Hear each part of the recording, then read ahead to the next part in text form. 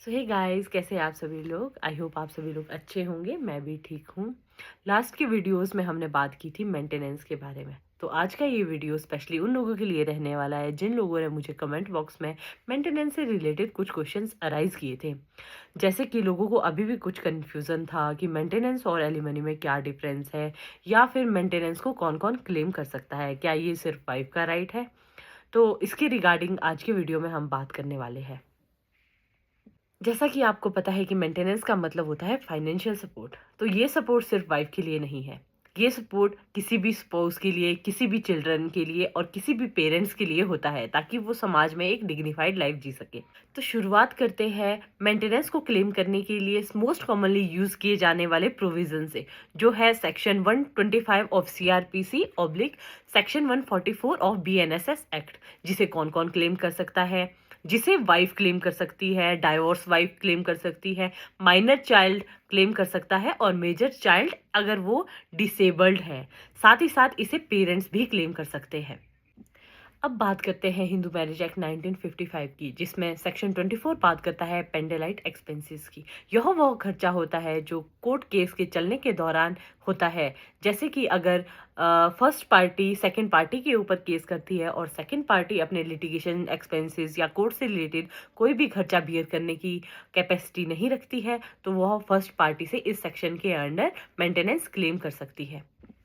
इसी के साथ बात करते हैं सेक्शन 25 की, जिसमें बात की गई है परमानेंट एलिमनी की। यह वह अमाउंट होता है जो एक स्पाउस द्वारा दूसरे स्पाउस को केस के फाइनल डिस्पोजल होने के बाद दिया जाता है।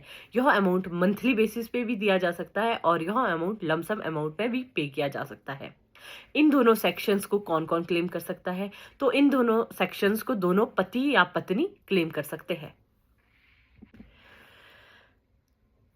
थर्ड में बात करना चाहूंगी स्पेशल मैरिज एक्ट 1954 के अंडर आने वाले सेक्शन 36 और सेक्शन 37 की, जो कि थोड़े थोड़े सिमिलर है हिंदू मैरिज एक्ट 1955 से, जिसमें बात की गई है पेंडेलाइट एक्सपेंसेस की और परमानेंट एलिमनी की, जिसका मतलब आप पहले ही समझ चुके हैं। अब मैं बात करना चाहूंगी मुस्लिम वुमेन के राइट्स के बारे में, जो कि मेंशन्ड है protection of rights on divorce act 1986, जिसमें बात की गई है मेंटेनेंस ड्यूरिंग इद्दत पीरियड, रीजनेबल और फेयर प्रोविजन के बारे में, मेहर के बारे में और चिल्ड्रन से रिलेटेड मेंटेनेंस के बारे में। अभी तक की वीडियो में हमने पति पत्नी और बच्चों के मेंटेनेंस राइट के बारे में बात की। अब हम बात करेंगे पेरेंट्स और सीनियर सिटीजन के मेंटेनेंस राइट के बारे में, जो कि मेंशन्ड है maintenance of parents and senior citizen act 2007 के अंडर, जिसमें कि पेरेंट्स और सीनियर सिटीजन अपने बच्चों से मेंटेनेंस क्लेम कर सकते हैं। यह क्लेम ट्रिब्यूनल के थ्रू भी किया जा सकता है और यह एक फास्ट ट्रैक रेमेडी होती है। सो ये थे कुछ मेंटेनेंस से रिलेटेड प्रोविजंस, जिसे मैंने लीगल क्लैरिटी के साथ आप लोगों को समझाने की कोशिश की है।